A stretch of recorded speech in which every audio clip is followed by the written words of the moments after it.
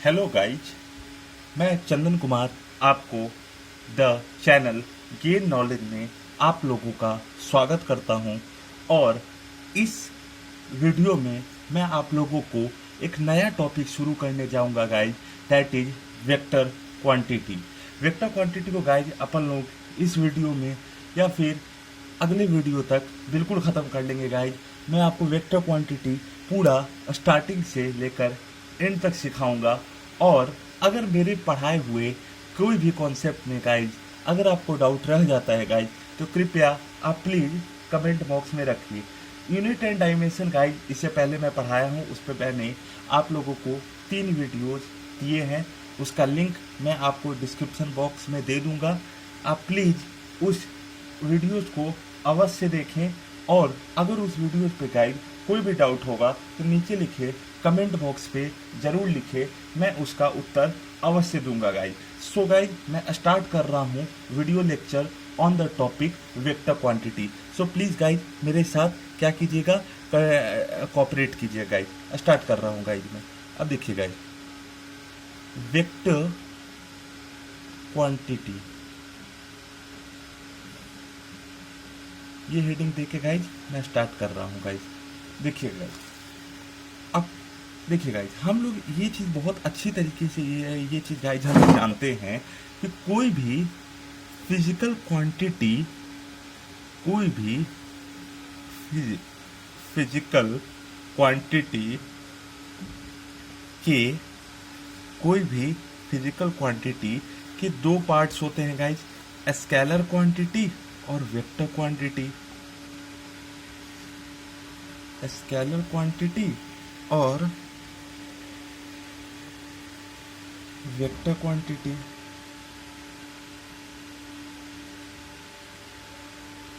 Scalar quantity और vector quantity. अब guys अगर मैं बताऊं स्केलर क्वांटिटी और वेक्टर क्वांटिटीज़ को अगर मैं डिस्क्राइब करना शुरू करूँ गाइज, तो बहुत ही आसान है। ध्यान से कोऑपरेट कीजिए गाइज, मैं आपके लिए ब्लू पेन का इस्तेमाल कर रहा हूँ गाइज। और अगर कोई डाउट रह जाएगा गाइज तो अवश्य कमेंट बॉक्स पे लिखिए, मैं उसका रिप्लाई बहुत जल्दी दूंगा गाइज। देखिए गाइज, कोई भी ऐसा quantity, any physical quantity, any physical quantity which have any physical quantity which have magnitude as well as any physical quantity which have magnitude as well as direction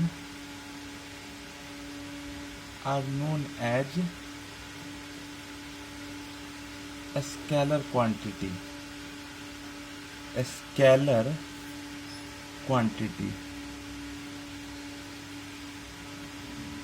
मैंने guys क्या बोला guys, any physical quantity which have magnitude as well as direction are known as scalar quantity guys. अब इसी बात को guys अगर मैं continue करूंगा गाइज, तो any physical quantity which have magnitude as well as direction are known as scalar quantity. Physical quantity के guys क्या होंगे गाइज, 2 कंपोनेंट, स्केलर क्वांटिटी और वेक्टर क्वांटिटी गाइज। कोई भी फिजिकल क्वांटिटी जिसके magnitude as well as direction दोनों हो, उसको हम लोग कहते हैं गाइज स्केलर क्वांटिटी। अब ध्यान से सोचिए गाइज, कोई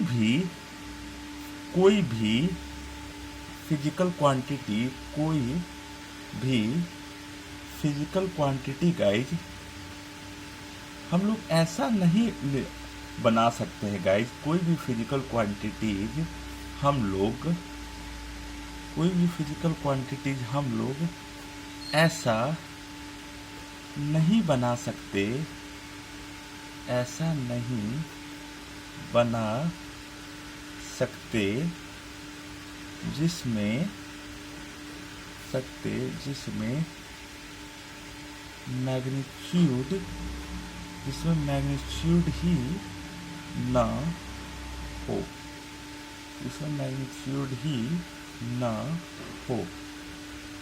क्या बोला गाइज मैंने, कोई भी ऐसा फिजिकल क्वांटिटी हम लोग ऐसा नहीं बना सकते गाइज जिसमें मैग्नीट्यूड ही नहीं हो गाइज। फॉर एग्जाम्पल गाइज, अगर मैं ये बात को लिखना होगा, आपने ये बात तो बस बहुत बार सुना होगा गाइज कि 5 kg राइस, लेकिन गाइज ये बात आप लोगों ने कभी नहीं सुना होगा केजी राइस। 5 मीटर लेंथ, लेकिन गाइज ये बात आपने कभी नहीं सुना होगा मीटर लेंथ। मतलब गाइज इस लाइन कहने का मतलब ये है गाइज कि हम लोग कोई भी ऐसा फिजिकल क्वांटिटी हम लोग ऐसा नहीं बना सकते जिसमें मैग्नीट्यूड ही नहीं हो। मैग्नीट्यूड तो होगा ही होगा गाइज, मतलब all the quantities, all the vector quantities are also all the vector quantities are also a all the vector quantities are also a scalar quantity। क्या कहा गाइज मैंने? कोई भी वेक्टर क्वांटिटी एक स्केलर क्वांटिटी गाइज होगा ही होगा। ये बात समझ में आ गया गाइज। अब अगर गाइज मैं स्टार्ट करने जाऊंगा कि वेक्टर क्वांटिटी क्या होता है गाइज, तो बहुत ही आसान है। एक वेक्टर क्वांटिटी वेक्टर क्वांटिटी क्या होता है गाइज? तो कोई भी ऐसा क्वांटिटी, वेक्टर क्वांटिटी क्या होता है गाइज? तो इसको अगर मैं रिप्रेजेंट करने जाऊंगा गाइज, तो कोई भी ऐसा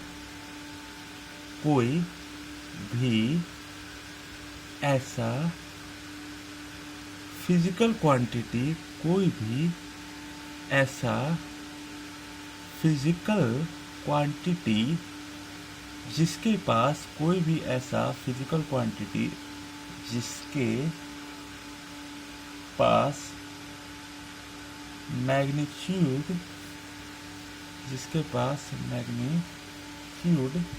plus direction plus magnitude plus जिसके पास ओनली मैग्नीट्यूड प्लस डायरेक्शन दोनों हो गाइज। ओके गाइज, अब देखिए इसका मतलब ये होगा गाइज कि वेक्टर क्वांटिटी क्या कहा? कोई भी ऐसा फिजिकल क्वांटिटी जिसके पास मैग्नीट्यूड और प्लस डायरेक्शन दोनों होगा गाइज। अब इसका गाइज मैं एग्जांपल लूंगा गाइज, तो देखिएगा एग्जांपल जरा ध्यान से देखिएगा गाइज।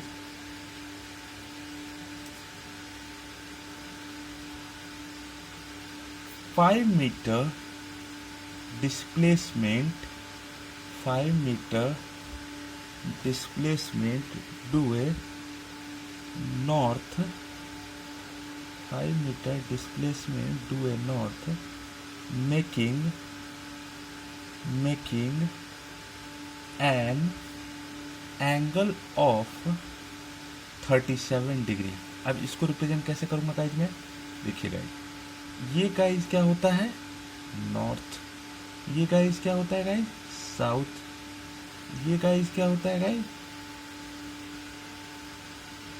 ईस्ट। ये गाइज क्या होता है गाइज? वेस्ट। नॉर्थ के साइड 37 डिग्री बनाते हुए ऐसे डिस्प्लेसमेंट हुआ होगा गाइज। एंगल कितना बनाएगा गाइज? 37 डिग्री।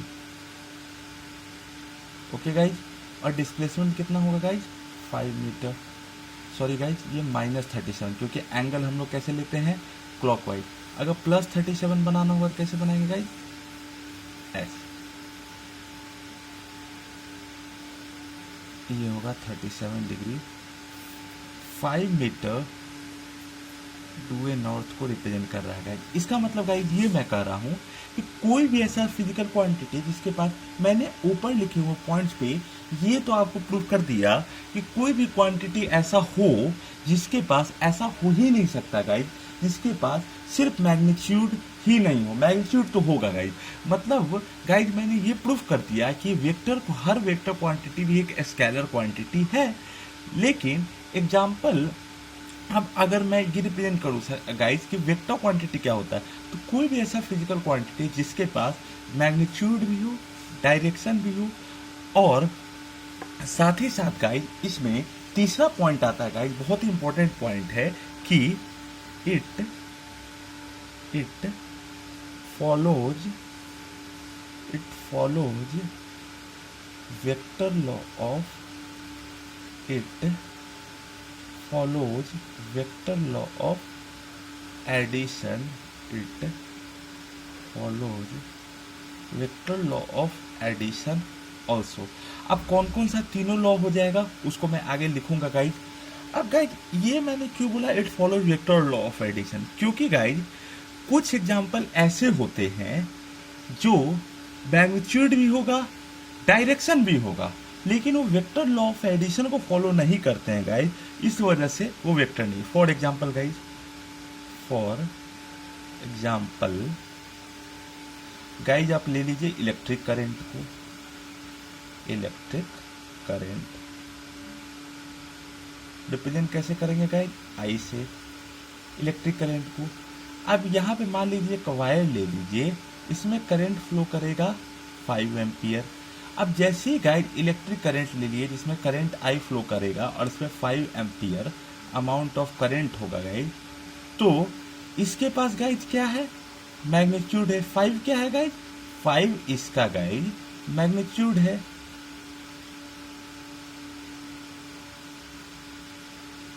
अगर मान लीजिए नॉर्थ डायरेक्शन मूव कर रही है तो नॉर्थ इसका क्या है गाइज, डायरेक्शन है.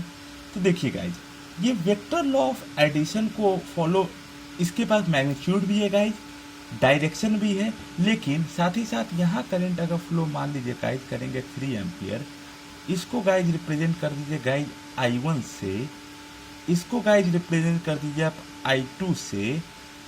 तो अगर आपसे गाइज पूछेगा, बहुत आसान है कि भैया आपको मैंने I1 का वैल्यू बता दिया और I2 का वैल्यू बता दिया, तो I1 प्लस I2 का वैल्यू कैसे आप निकालेंगे. तो गाइज I1 प्लस I2 का अगर आप लोगों से वैल्यू पूछेगा गाइज तो क्या हो जाएगा, 5 ampere plus 3 ampere that is 8 ampere. तो क्या गाइज इसके समेशन में, इलेक्ट्रिक करंट के समेशन में गाइज आप यहाँ देखिए गाइज बहुत ही आसान है गाइज कि आपके पास यहाँ पे गाइज 5 एम्पियर करंट फ्लो कर रहा था नॉर्थ डायरेक्शन में, यहाँ पे गाइज करंट फ्लो कर रहा था, यहाँ करंट किस डायरेक्शन में फ्लो कर रहा था गाइज, ईस्ट डायरेक्शन में. तो 5 एम्पियर भैया करंट फ्लो कर रहा था नॉर्थ डायरेक्शन में, 3 एम्पियर भैया करंट फ्लो कर रहा था ईस्ट डायरेक्शन में. तो आई टोटल कितना हुआ गाइज, आई टोटल हुआ गाइज 5 प्लस 3 8 एम्पियर. तो ये गाइज हम लोगों को मिल गया, बहुत ही आसान है गाइज. लेकिन जब अगर आप लोगों से गाइज इसका एडिशन आपसे पूछा है कि नेट करंट कितना हुआ, आई टोटल भैया बताओ, क्या बताओ गाइज, आई टोटल. तो आई टोटल अगर गाइज निकालना हुआ I1 प्लस I2, तो ये गाइज कितना हुआ 5 प्लस 3 8 एम्पियर, ये हो गया गाइज. अब देखिए गाइज जब ये कॉन्सेप्ट गाइज अगर हम लोगों को समझ में आ रहा है, जो कि बहुत ही इंपॉर्टेंट कॉन्सेप्ट है गाइज, तो क्या मैं इससे मुझे क्या रिजल्ट मिला कि वो मैग्नीट्यूड भी उसके पास होना चाहिए गाइज, डायरेक्शन भी होना चाहिए और वेक्टर लॉ ऑफ एडिशन को भी फॉलो करना चाहिए गाइज. अब गाइज अगर कोई ये आपसे पूछे कि भैया ये बात तो समझ गया कि वेक्टर के पास मैग्नीट्यूड प्लस डायरेक्शन है, लेकिन अगर आपसे गाइज पूछेगा कि अगर गाइज पूछेगा कि वेक्टर को मैं रिप्रेजेंट कैसे करूंगा guys, representation of vector, representation of vector, ये मैं अंडरलाइन कर देता हूँ गाइज आप लोगों के सहूलियत के लिए. तो रिप्रेजेंटेशन ऑफ वेक्टर अगर गाइज पूछेंगे तो इसके बाद गाइज क्या हो जाएगा कि अगर वेक्टर का रिप्रेजेंटेशन में गाइज तो ये क्या होता है, vectors are represented by either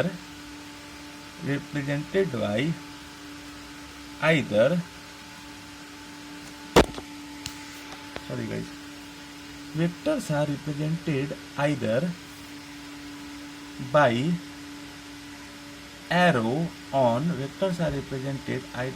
arrow on top or by bold letters. मतलब गाइज मैंने क्या किया, रिप्रेजेंटेशन ऑफ वेक्टर में क्या हुआ guys, vector are represented by either arrow on top और बाई बोल्ड लेटर। जैसे गाइज या तो गाइज जैसे मान लीजिए मैं ए वेक्टर या तो ऐसे रिप्रेजेंट करूंगा गाइज, या फिर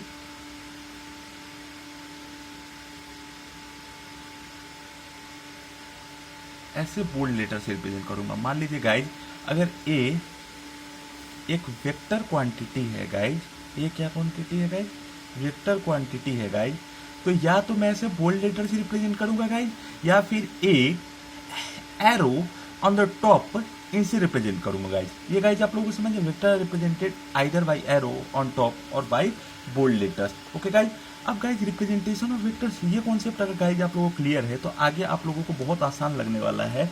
और कितना आसान लगने वाला है वो आप सोच भी नहीं सकते, लेकिन बहुत आसान लगने वाला है गाइज। ओके, आगे देखिए गाइज फिजिकल क्वांटिटी का हम लोगों ने दो, अच्छा एक पॉइंट आप लोगों को गाइज मैं बताना चाहूंगा जो कि बहुत इंपॉर्टेंट पॉइंट है गाइज। जो size of the arrow, size दिख रहा है गाइज आप लोगों को, size of the arrow is directly proportional to the magnitude, size of the arrow is directly proportional to the magnitude of the vector। इसका मतलब गाइज कि एरो का साइज गाइज जितना बड़ा होगा, मतलब साइज ऑफ एरो, इसको गाइज मैं यहाँ पे ऐसे करके रिप्रेजेंट करके लिख रहा हूँ, साइज ऑफ एरो गाइज जितना बड़ा होगा, मैग्नीट्यूड ऑफ द वेक्टर भी गाइज यहाँ गाइज मैं आपको रिप्रेजेंट करके उतना ही ज्यादा होगा गाइज। ये गाइज आप लोगों को कॉन्सेप्ट समझ में, मतलब साइज ऑफ द एरो जितना ज्यादा होगा मैग्नीट्यूड उतना ही ज्यादा होगा गाइज। अब इसी को गाइज अगर मुझे एक्सप्लेन करना होगा कैसे रिप्रेजेंट करूंगा गाइज, अगर गाइज मैं ए वेक्टर है एक ऐसे डिनोट करूं या फिर ए वेक्टर ऐसे, अब सीधा सीधा हम लोगों को पता चल रहा है गाइज ये साइज ऑफ द जो एरो है इस वेक्टर का फार ग्रेटर है इस वेक्टर से, इस वेक्टर का size of the arrow far greater है इस वेक्टर से। तो इस वजह से guide size of the arrow इस वेक्टर का फार ग्रेटर है गाइड इस वेक्टर से। तो क्या गाइड मैं इसे ऐसे नहीं बोल सकता हूं गाइड कि magnitude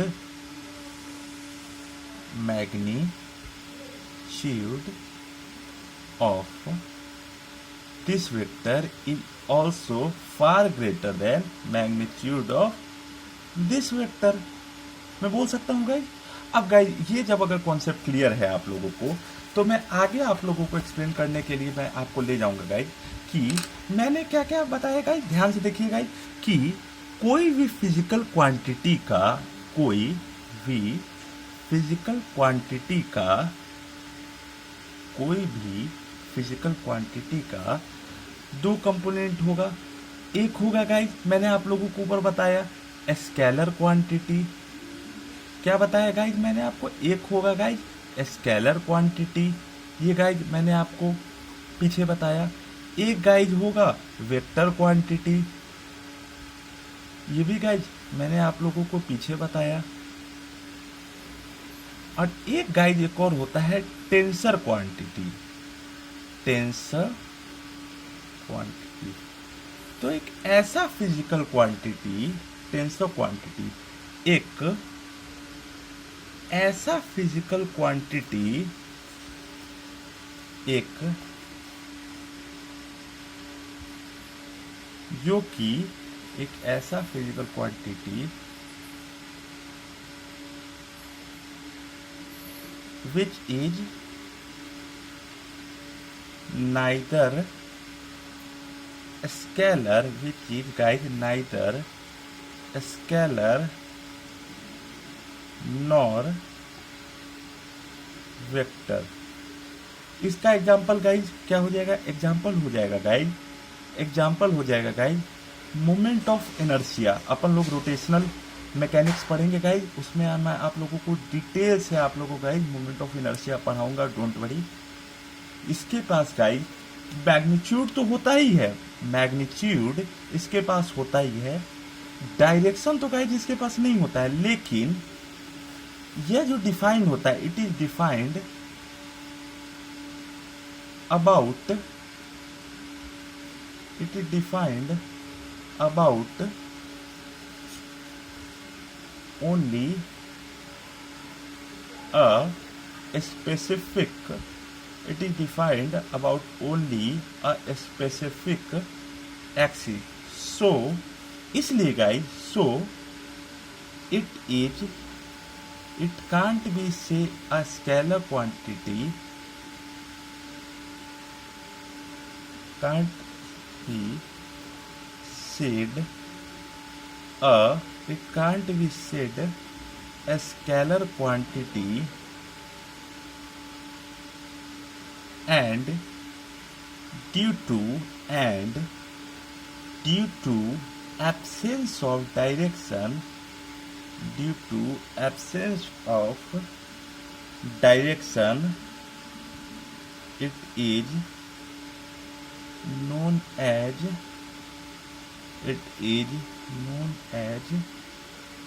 vector quantity. Due to absence of direction, it is known as vector quantity. तो गाइस इसमें मैंने क्या बताया गाइस, एक ऐसा फिजिकल क्वांटिटी जिसके पास ना स्केलर हो ना ही वेक्टर हो। मतलब गाइस इसे मैं ना स्केलर श्रेणी में रखूँ गाइस, ना ही वेक्टर श्रेणी में रखूँ गाइस। इसका एग्जाम्पल गाइस क्या हो जाएगा, मोमेंट ऑफ इनर्शिया, जिसमें एग्जाम्पल होगा magnitude direction. It is defined about, ये किसी स्पेसिफिक एक्सिस के अबाउट ही गाइस ये डिफाइंड होता है। इसलिए इसी वजह से गाइस इसे स्केलर तो नहीं कह सकते, लेकिन इसके पास डायरेक्ट भी नहीं होता है गाइस, इसलिए इसे वेक्टर भी नहीं कहते हैं। काफी डिटेल में गाइस अपन लोग इसको पढ़ेंगे। किस टॉपिक में पढ़ेंगे गाइस, अपन लोग पढ़ेंगे इसे रोटेशनल मैकेनिक्स में। काफी डिटेल में मैं बताऊंगा गाइस, उसमें के लिए डोंट टेंशन, काफी एग्जांपल अपन लोग लेंगे गाइस, ठीक है। तो जब ये गाइस अगर कॉन्सेप्ट समझ में आ गया तो देखिए गाइस, ऐसे तो टाइप्स ऑफ वेक्टर्स में बहुत तरह के टाइप्स हैं जो हम लोग पढ़ेंगे, लेकिन टाइप्स ऑफ वेक्टर में गाइस एक तरह का गाइस, एक टाइप्स ऑफ वेक्टर में एक टाइप मैं आप लोगों को बताना चाहूंगा गाइस। टाइप्स ऑफ वेक्टर में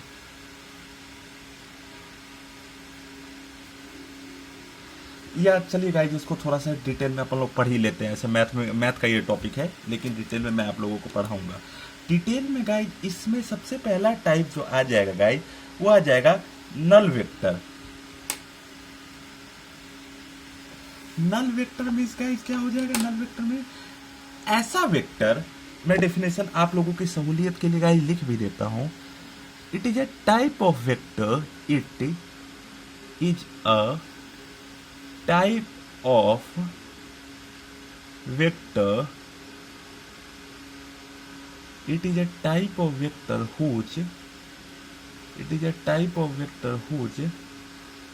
magnitude is null।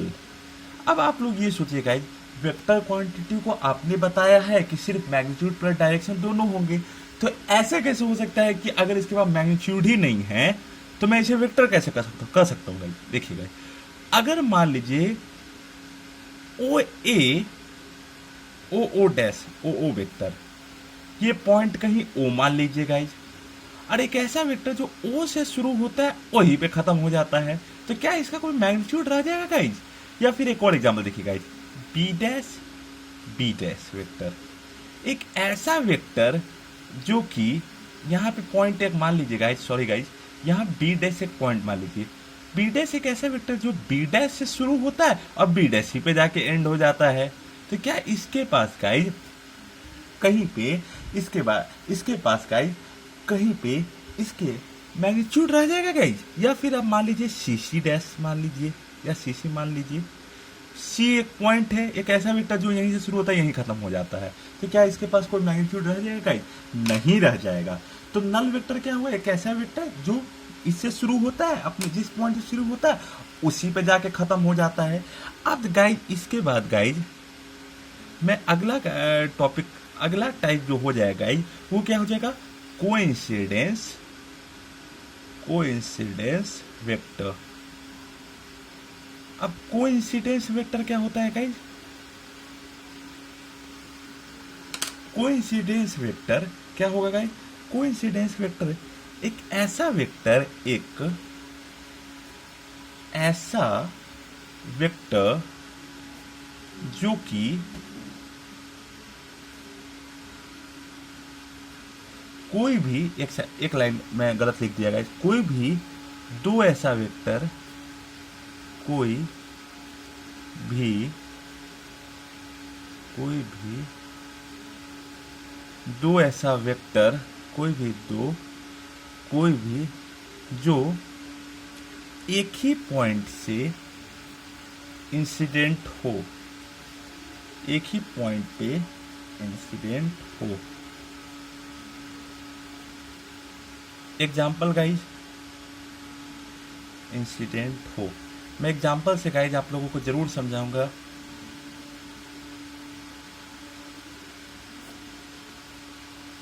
B dash,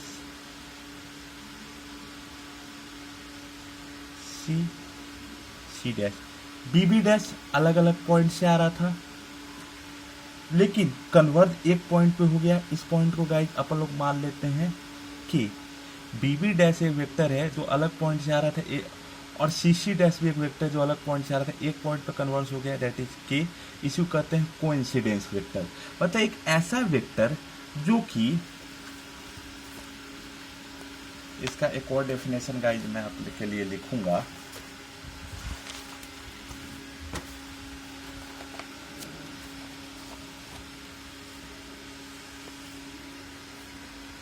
ध्यान दीजिएगा guys, the two vectors which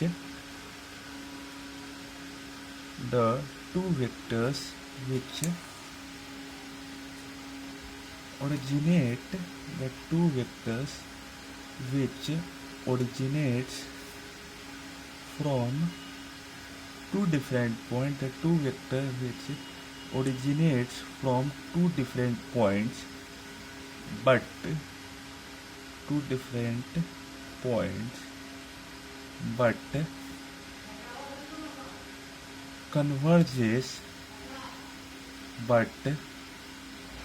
converges at a single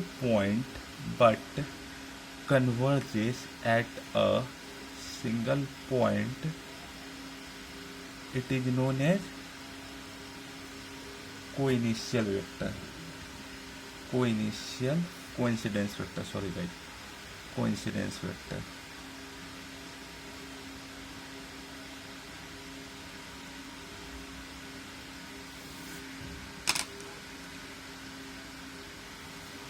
अब गाइज एक और कॉन्सेप्ट है गाइज, अगला टाइप्स की तरफ मैं गाइज ले चलता हूं।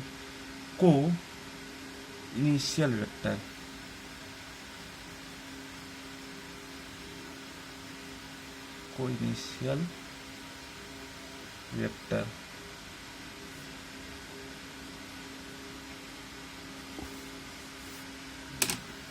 तो कोइनिशियल वेक्टर क्या हो जाएगा guys?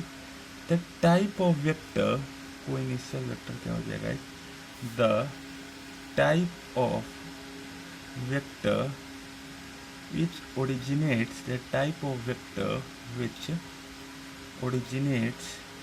a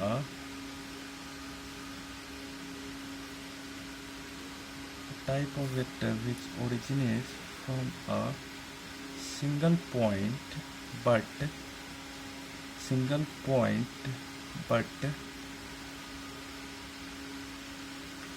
diverges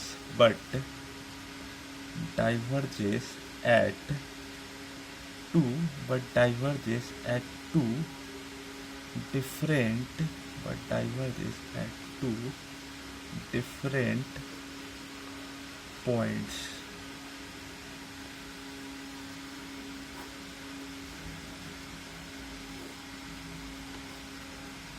B dash,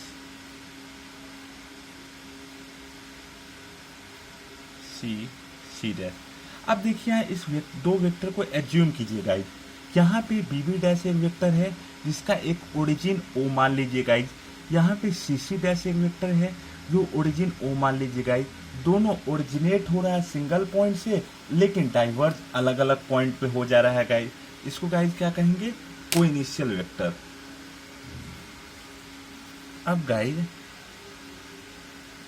अगर गाइज मुझे एक्सप्लेन करना होगा कोप्लेनर वेक्टर्स, प्लेनर वेक्टर्स।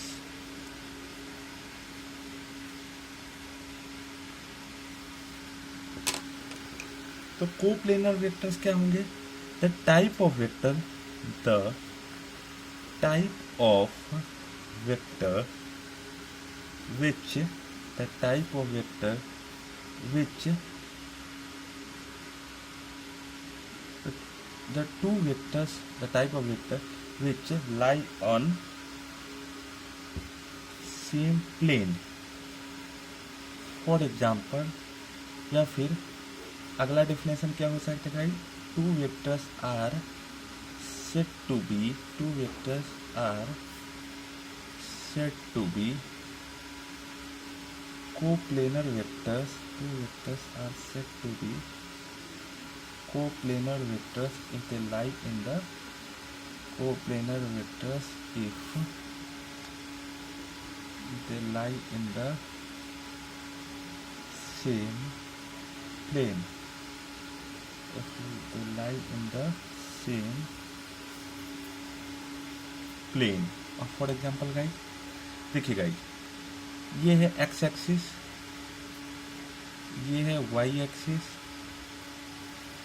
ये है जेड एक्सिस। दिख रहा है गाइज आप लोगों को? एक second guys, X axis, Y axis, Z axis. ये जो प्लेन है, ये प्लेन मैं ब्लैक पेन से लिख देता हूँ गाइज आप लोगों के सहूलियत के लिए। ये प्लेन क्या है गाइज? X Y plane. फिर उसके बाद गाइज ये देखिए, ये जो प्लेन है, ये प्लेन क्या है गाइज? Y Z plane. और ये जो प्लेन है, ये क्या है गाइज? X Z plane. तो अगर कोई वेक्टर, ये समझ में आया guys?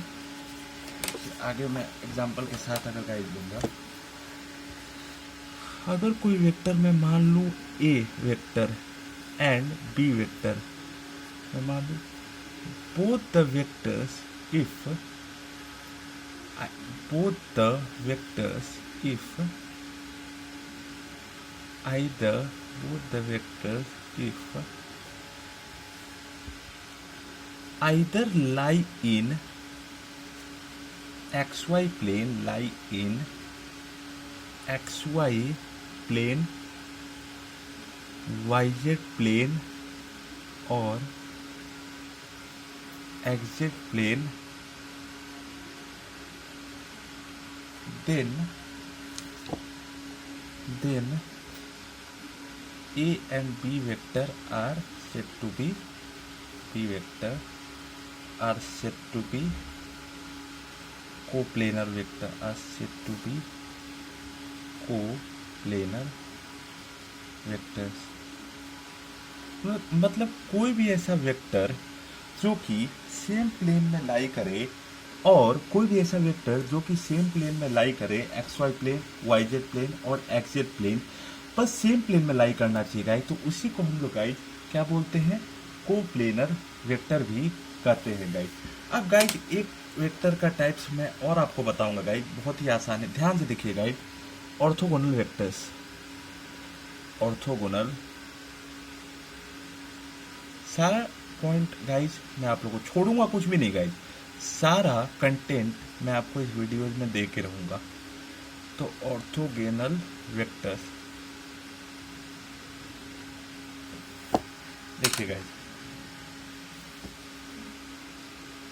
Two vectors are said to be two vectors are said to be orthogonal if their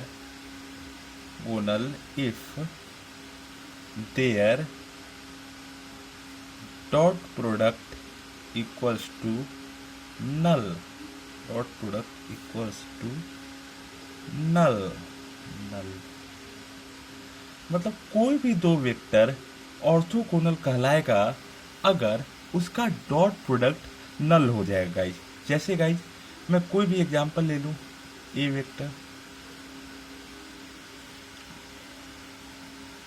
अब नल हो जाएगा गाइज, मतलब एक वेक्टर ए मान लीजिए,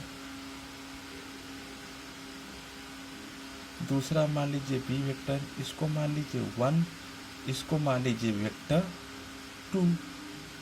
तो अगर अब डॉट प्रोडक्ट क्या होता है गाइज, वो मैं आपको आगे बताऊंगा।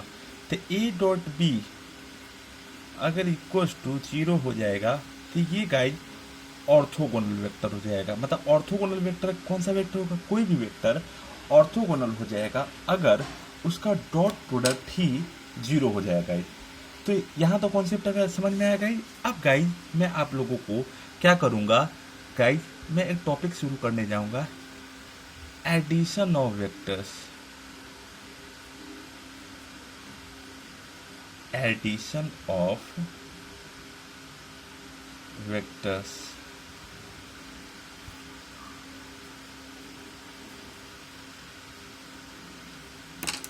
तो एडिशन ऑफ वेक्टर में गाइज 3 लॉ आप लोगों को बेसिकली पढ़ने हैं, जो कि गाइज मैं आप लोगों को बताऊंगा भी।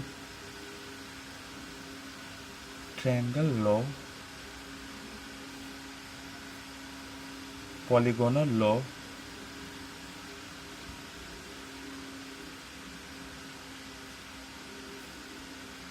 Parallelogram law. Parallelogram law basically क्या है guys, modified, basically guys modified form of triangle law of, क्या है guys, modified form of triangle law है। ये पॉलीगोनल लॉ क्या गाइज है, एक्सटेंशन ऑफ ट्रायंगल लॉ है, एक्सटेंशन ऑफ ट्रायंगल लॉ। फिर उसके बाद ये गाइज वैलिड है फॉर ओनली 2 वेक्टर्स। अब ये तीनों लॉ शुरू करने से पहले गाइज मैं आप लोगों को कुछ कॉन्सेप्ट बताऊंगा गाइज, ध्यान से सुनिए गाइज। कॉन्सेप्ट है, इंपॉर्टेंट कॉन्सेप्ट है। ये ए वेक्टर है, ये क्या है, रिप्रेजेंटेशन ऑफ ए वेक्टर है। ये क्या है guys, representation of A vector. तो गाइज ये वाला जो रियर पोर्शन ऑफ एरो है sorry guys front portion of जो एरो है, फ्रंट पार्ट बोल दीजिए गाइज ऑफ एरो जो है उसको कहते हैं हेड, और जो रियर पार्ट ऑफ एरो है, रियर पार्ट ऑफ एरो है उसको गाइज कहते हैं टेल। अब ट्रायंगल लॉ ऑफ एडिशन बताने से पहले मैं आप लोगों को एक लॉ, आप लोगों को एक कॉन्सेप्ट बताना चाहूंगा गाइज, कि एक कॉन्सेप्ट गाइज मैं आप लोगों को बताना चाहूंगा। To understand all the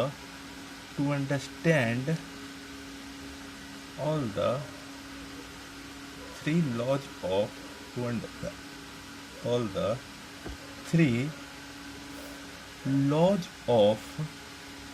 addition, to understand all the 3 laws of addition, first एक कॉन्सेप्ट मैं आप लोगों को बताऊंगा, ध्यान से सुनिए guys. We are free to move any vector from one place to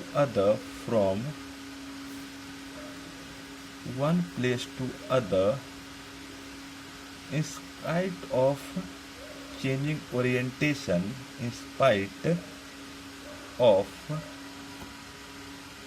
changing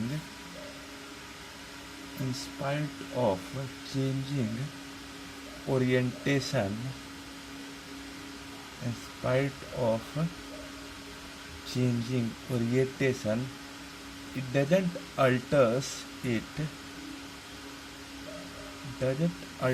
the magnitude of alters the magnitude of the vector.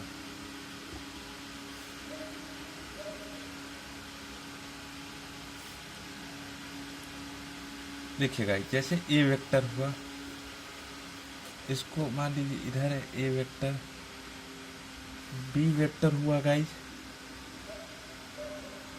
ऐसे बी वेक्टर। तो अगर ए वेक्टर स्पेस में ऐसे अगर गाइज मान लीजिए डिफाइंड है, तो ऐसे को भी गाइज हम लोग ए वेक्टर, ये भी सही है, ऐसे भी गाइज बी वेक्टर सही है, ऐसे भी गाइज बी वेक्टर सही है।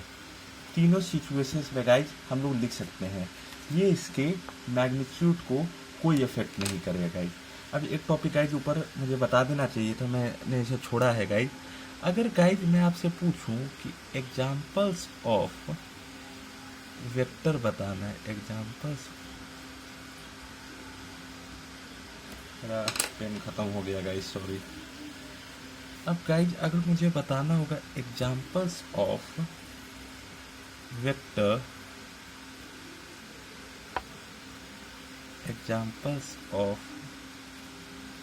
वेक्टर, तो हो जाएगा फिजिक्स में गाइज होगा force, displacement, velocity, angular momentum, force, सब के बारे में डिटेल से गाइज हम लोग आगे पढ़ेंगे। ये तो अभी इंट्रोडक्शन है। Velocity, momentum, angular momentum, angular velocity, angular velocity, smaller angle, smaller area, smaller angle, smaller area, सब मैं बहुत डिटेल से आप लोगों को पढ़ाऊँगा ही।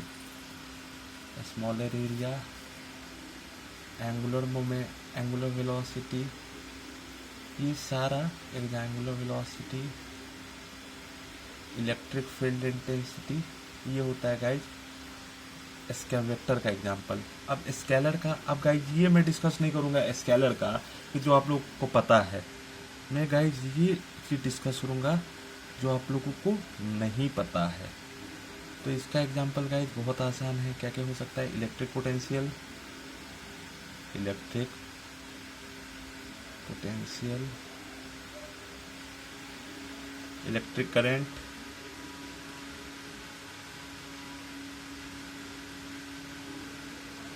अब बाकी गाइज आप लोग भी जानते हैं, डिस्टेंस वेलोसिटी, ये सब गाइज, डिस्टेंस वेलोसिटी, ये सब गाइज आप लोग भी जानते हैं। मेरे से ज़्यादा आप लोगों को ये सारी चीज़ें आती हैं। डिस्टेंस वेलोसिटी आप लोगों को पता है, ठीक है गाइज। अब गाइज मैं शुरू करने जा रहा हूँ ट्रायंगल लॉ ऑफ एडिशन। उसमें guys triangle law of addition, अब ट्रायंगल लॉ ऑफ एडिशन को गाइज मैं एक्सप्लेन करूँगा। ट्रायंगल लॉ ऑफ, एक second, triangle, sorry guys pen मेरा खत्म हो गया। Triangle law of addition, triangle law of addition. अब ट्रायंगल लॉ ऑफ एडिशन के तहत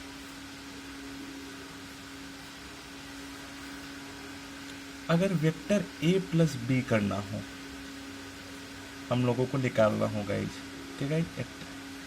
ए वेक्टर ऐसे रखा हुआ है, बी वेक्टर ऐसे रखा हुआ है, एडिशन करना होगा इस, तो ए वेक्टर बी वेक्टर रखा हुआ कहीं ऐसे है, पैरेलली ओरिएंट करके यहाँ ला सकते हैं, ऐसे होगा गाइस। और ये जो लाइन इसके हेड प्लस टेल दोनों को मिलाएगा, उसको हेड प्लस टेल दोनों को मिलाएगा वो होगा इसका रिजल्टेंट वेक्टर। रिजल्टेंट वेक्टर कौन सा होगा गाइज? ये ए वेक्टर है, ये ए वेक्टर का क्या है गाइज? हेड। ये वेक्टर का क्या है guys? Tail. B vector guys क्या है? टेल। बी वेक्टर गाइज है हेड। तो the vectors which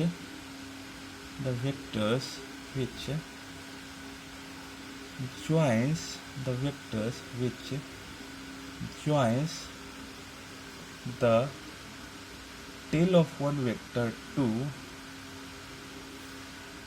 the tail of one vector to head of the tail of one vector to tail of to head of another vector or vice versa head of another vector or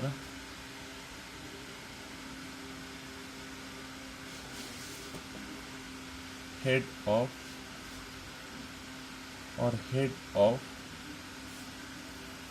another vector is known as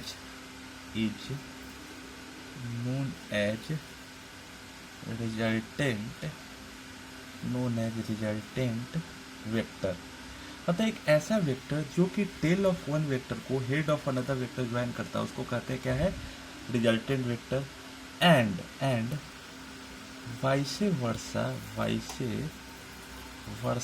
situation is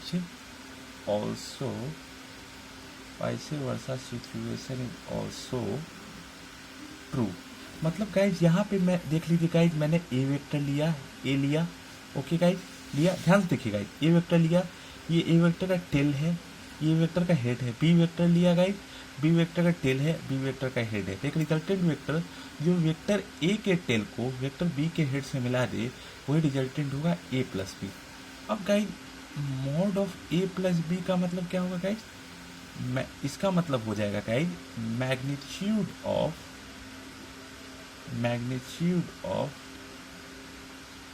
addition of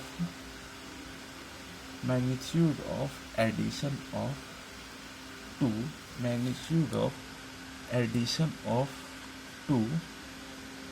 resultant vector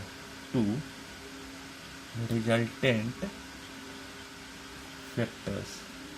अब guys अगर मैं शुरू करूंगा, जब ये topic समझ में आ गया गाइज, तो अगला टॉपिक, अगर ये टॉपिक गाइज समझ में अगर आप लोग को आ गया तो गाइज अगर मैं आप लोगों को कहूँ सब्ट्रैक्शन ऑफ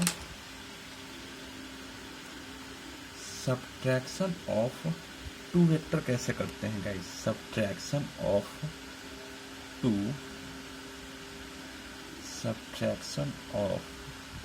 टू वेक्टर्स कैसे करते हैं guys? So subtraction of two vectors का अगर गाइज बात करता हूँ, मतलब आपको a माइनस बी निकालना हो। ए वेक्टर ऐसे ओरिएंटेड है, बी वेक्टर ऐसे ओरिएंटेड है, ठीक है guys.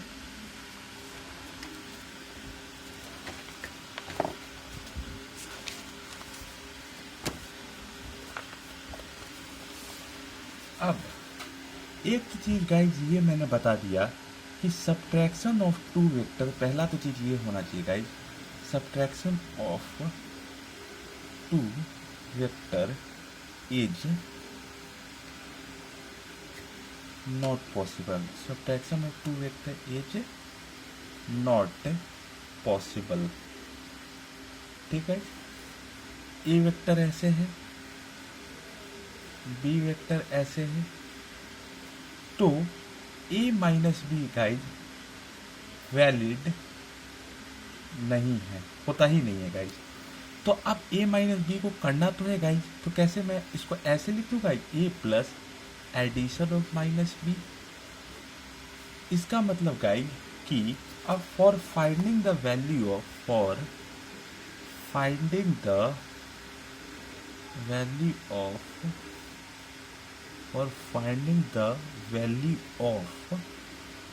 minus b, we will take simply mirror image. We will take simply mirror image of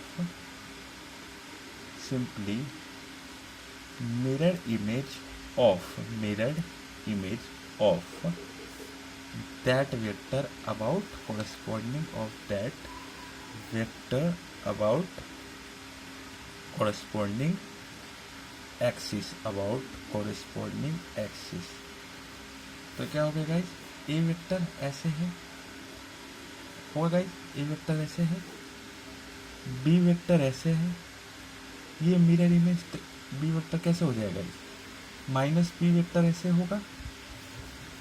अब देखिए गाइज, ए माइनस बी अगर निकालना है guys, that is A plus of minus B करना ही है गाइज। उसके लिए गाइज ए वेक्टर ऐसे है, माइनस बी वेक्टर ऐसे हो जाएगा, इसके टेल को इसके हेड से मिला देंगे गाइज, यही गाइज रिजल्टेंट निकल जाएगा A of minus B vector का, A plus of minus B vector.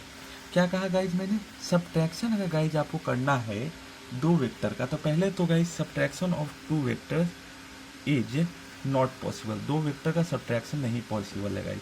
तो अगर ये ए वेक्टर है और ये बी वेक्टर, तो ए माइनस बी पॉसिबल नहीं गाइज है। तो A plus of minus B अगर फाइंड करना है, तो for finding the value of minus B का वैल्यू फाइंड कर, we will take simply value in the vector about उस कॉरेस्पॉन्डिंग एक्सिस, जो कॉरेस्पॉन्डिंग एक्सिस है उसके अबाउट बी वेक्टर है गाइज, हम लोग क्या ले लेंगे गाइज, मिरर इमेज। मतलब A vector minus B vector करना हो गाइज, तो A plus of minus B vector, मतलब for finding the value of minus B हम लोग को फाइंड करना होगा गाइज। तो ये बी वेक्टर, ये गाइज क्या है, एक्स एक्सिस, ये क्या है गाइज, वाई एक्सिस, और ये क्या है गाइज, जेड एक्सिस। तो ये बी वेक्टर का एक्स एक्सिस के अबाउट मिरर इमेज ले लेंगे गाइज। तो A plus of minus B vector ये गाइज मिल जाएगा, रिजल्टेंट निकाल लेंगे A plus of minus B. ये subtraction of two vector guys इस तरीके से पॉसिबल हो सकता है गाइज। अब गाइज अगर मुझे रिप्रेजेंट करना होगा गाइज, ये ठीक है गाइज। अब गाइज ये अगर मुझे रिप्रेजेंट करना होगा, ये गाइज ठीक है। अब गाइज अगर मुझे रिप्रेजेंट करना होगा parallelogram law of addition, parallelogram law of addition, तो कितना इजी है गाइज, ध्यान दीजिएगा, बहुत ही इजी है। पैरेललोग्राम लॉ ऑफ एडिशन का मतलब क्या हो, पैरेललोग्राम मतलब क्या होता है, opposite side parallel and equal, opposite side parallel and equal. मतलब यहाँ पे गाइज वेक्टर्स का पैरेललोग्राम बनेगा, क्या बनेगा गाइज, वेक्टर्स का पैरेललोग्राम हमें बनाना पड़ेगा। क्या बनाना पड़ेगा गाइज, वेक्टर्स का पैरेललोग्राम हमें बनाना, वेक्टर्स का पैरेललोग्राम हमें बनाना पड़ेगा। अब guys A plus of B अगर निकालना हो गाइज, क्या निकालना हो गाइज, ए, ये है guys A vector, A vector है गाइज, ये है guys,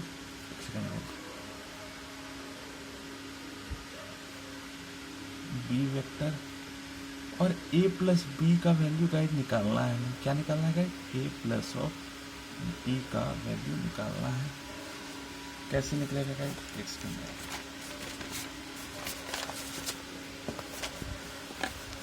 A plus of B कैसे निकलेगा गाइज, ये है ए वेक्टर होगा गाइज, ध्यान से देखिए गाइज, ये ऐसे मैं ड्रॉ कर देता हूँ बी वेक्टर, तो ये बी वेक्टर होगा। तो पैरेलली गाइज मैं एक ऐसा वेक्टर ऐसा ही इसी के पैरेलली ड्रॉ करता हूँ गाइज, ये क्या हो जाएगा गाइज, बी वेक्टर होगा गाइज।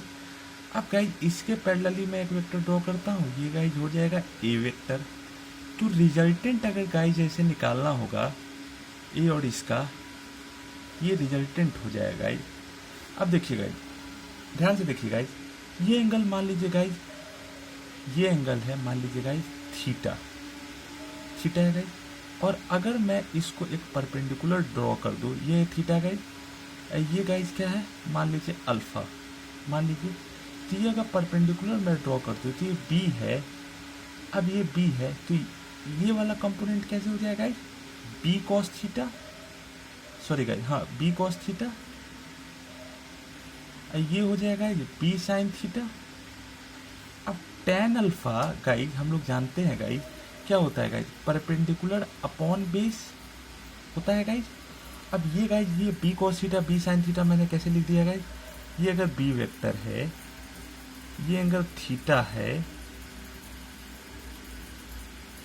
अगर मैं इसको P मानूं, इसको R मानूं, तो cos थीटा गाइस क्या हो जाएगा, cos थीटा हो जाएगा, होता है गाइस बेस अपॉन हाइपोटेनस, ये इसका परपेंडिकुलर, ये बेस, ये hypotenuse, cos theta R upon B, तो R बराबर क्या हो जाएगा गाइस, B cos थीटा, और साइन थीटा अगर लिखना होगा गाइस, तो साइन थीटा गाइस क्या हो जाएगा, P upon B, perpendicular perpendicular upon hypotenuse, तो P क्या हो जाएगा गाइस, B साइन थीटा, ये तो R बराबर क्या हो जाएगा गाइस, B cos थीटा, अब P बराबर क्या हो जाएगा, P साइन थीटा। कैसे किया गाइस मैंने, ध्यान से आप देखिए गाइस, ध्यान से एकदम देखते रहिए गाइस, ये है A, ये है B, ये वेक्टर A है, ये है B, B के पैरेलल मैंने एक वेक्टर ड्रॉ कर दिया B, A के पैरेलल मैंने एक वेक्टर ड्रॉ कर दिया A और B के बीच में एक रिजल्टेंट वेक्टर के लिए हम लोगों ने एक एरो बनाया। अब ये B वेक्टर कुछ एंगल पे इंक्लाइंड होगा, जिस पे एंगल मान ले गाइस थीटा, ये इस लाइन रिजल्टेंट और ए के बीच में जो एंगल बनेगा अल्फा, अल्फा क्या है गाइस, अल्फा है एंगल बिटवीन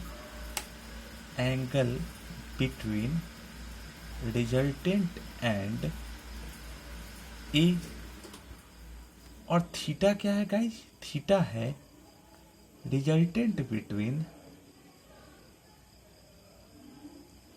रिजल्टेंट एक सेकंड गाइस, और थीटा गाइस ये है गाइस, ये ठीक है। तो अब टेन अल्फा क्या होता है, परपेंडिकुलर, ये अल्फा। अब देखिए गाइस, ध्यान से देखिए गाइस, ध्यान से एकदम देखिए,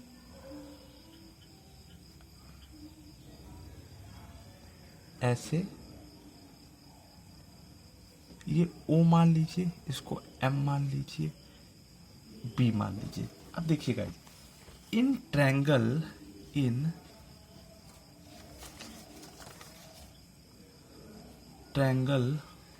OMB, ये ट्रायंगल OMB, टेन अल्फा अगर लिखना हो गाइस, तो टेन अल्फा क्या होता है guys, tan alpha perpendicular upon base. अब परपेंडिकुलर का वैल्यू गाइस क्या है, B साइन थीटा होगा गाइस, B साइन थीटा, और बेस का गाइस A वैल्यू इतना है, और ये वैल्यू क्या है गाइस, B cos थीटा, यहाँ मैं लिख देता हूँ गाइस B cos थीटा, तो ये क्या है, B sine theta upon A plus B cos theta. अब गाइस अल्फा का अगर वैल्यू निकालना हो गाइस, तो अल्फा का, तो इसका क्या होगा, इनवर्स ट्रिग्नोमेट्रिक फंक्शन, काफ़ी डिटेल में गाइस 12th के बैच में मैं आप लोगों को पढ़ाऊंगा, B sine theta upon A plus B cos theta होगा गाइस, ध्यान से देखिए guys, alpha tan inverse B sine theta A plus B cos theta.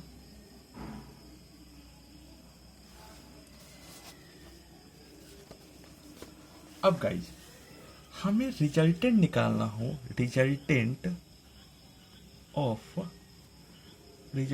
Of two vectors A and B, resultant of two vectors A and B, तो इसके लिए guys इसका formula जो होता है गाइज, ये हो जाएगा guys under root of A square plus B square plus 2AB cos theta. अब थीटा क्या है गाइज, थीटा ये है गाइज, एक सेकेंड, हाँ, थीटा गाइज क्या है, ये A वेक्टर आप देख रहे हैं गाइज, ये गाइज B वेक्टर, इसके बीच में जो एंगल बना दिए हैं A वेक्टर B वेक्टर, इसके बीच में जो एंगल बनाए हैं थीटा, या इसी को उठा के यहाँ रख दीजिए गाइज, A वेक्टर और B वेक्टर के बीच में जो एंगल बना है थीटा, ये थीटा है गाइज। तो R रिजल्टेंट क्या है हुआ, under root of A square plus, ये रिजल्टेंट ऑफ R है, R का गाइज मैग्नीट्यूड है, डायरेक्शन से मैं आप लोगों को आगे बताऊंगा गाइज, ठीक है गाइज। अब R का वैल्यू अगर गाइज मैक्सिमम कब होगा, R का वैल्यू गाइज मैक्सिमम का अगर मैं बात करूं कि R का वैल्यू मैक्सिमम है, तो if we take two equal vectors if we take two equal vectors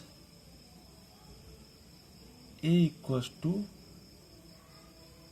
b equals to a equals to b और थीटा का वैल्यू गाइज मैं क्या रख दूं, आप ही बताइए। थीटा का वैल्यू का 0 डिग्री, 0 डिग्री मतलब guys parallel vectors means two vectors means these two equal vectors, these two equal vectors, these two equal vectors don't meet at any point, meet at any point and have same orientation. मतलब अगर कोई भी दो vector guys जिसके पास magnitude भी हो direction भी हो, वो वेक्टर होता है गाइज। अगर मैं a equals to B equals to A मान लूँ और एंगल 0 डिग्री मान लूँ गाइज, तो ये दोनों वेक्टर क्या होंगे, इक्वल वेक्टर कहलाएंगे गाइज। ये दोनों वेक्टर क्या कहलाएंगे, इक्वल। अब मान लीजिए इक्वल ना भी मानू गाइज, तो a इक्वल्स टू बी और theta a is not equals to B और थीटा 0 डिग्री, तो आर रिजल्टेंट इस फॉर्मूला से क्या हो जाएगा गाइज, आर रिजल्टेंट हो जाएगा गाइज फॉर्मूला से under root A square plus B square plus 2ab होगा गाइज। तो आर रिजल्टेंट क्या हो जाएगा, under root of A plus B का whole square, that is modulus of A plus B. Means हम लोग को गाइज किससे मतलब रखना है, मैग्नीट्यूड से। किससे गाइज मतलब रखना है, magnitude of A and magnitude of A and B से। और अगला कंडीशन गाइज, अगर मैं ए को नॉट इक्वल्स टू बी ही रहे मान लीजिए गाइज, और थीटा इक्वल्स टू गाइज मैं रख लूँ 90 डिग्री, मीन्स ये दोनों वेक्टर गाइज क्या है, ऑर्थोगोनल वेक्टर। मैंने पहले भी बताया था गाइज कि अगर कोई दो वेक्टर नन इक्वल हो और एंगल 90 डिग्री हो तो उसको हम लोग ऑर्थोगोनल वेक्टर्स कहते हैं, क्योंकि उसका डॉट प्रोडक्ट 0 होता है, ए डॉट बी 0 होता है, पीछे भी मैं बता चुका हूँ गाइज। तो आर रिजल्टेंट क्या हो जाएगा गाइज, हो जाएगा under root of A square, एक second guys, under root of A square plus B square plus 2ab cos 90 degree. और कॉस 90 डिग्री गाइज 0 होता है, हम लोग जानते हैं गाइज। तो आर रिजल्टेंट का वैल्यू गाइज हो जाएगा under root of A square plus B square. अब मान लीजिए गाइज अगर A not equal to B ही हो और थीटा 180 डिग्री हो, अपोजिट ओरिएंटेशन का वेक्टर हो। कैसा orientation guys, opposite orientation, opposite orientation vectors हो, अपोजिट ओरिएंटेशन वेक्टर्स हो, तो आर रिजल्टेंट गाइज क्या हो जाएगा, under root of A square plus B square plus 2ab cos of 180 degree. और कॉस 180 डिग्री गाइज क्या होता है, -1, तो under root A square plus B square minus of 2ab होगा गाइज। और ये गाइज अगर मैं लिखूं under root of A square A minus B का होल स्क्वायर, अब स्क्वायर रूट के अंदर कोई वैल्यू आता है गाइज मॉड से बाहर, ये आर का गाइज क्या होता है गाइज, मिनिमम वैल्यू। आर का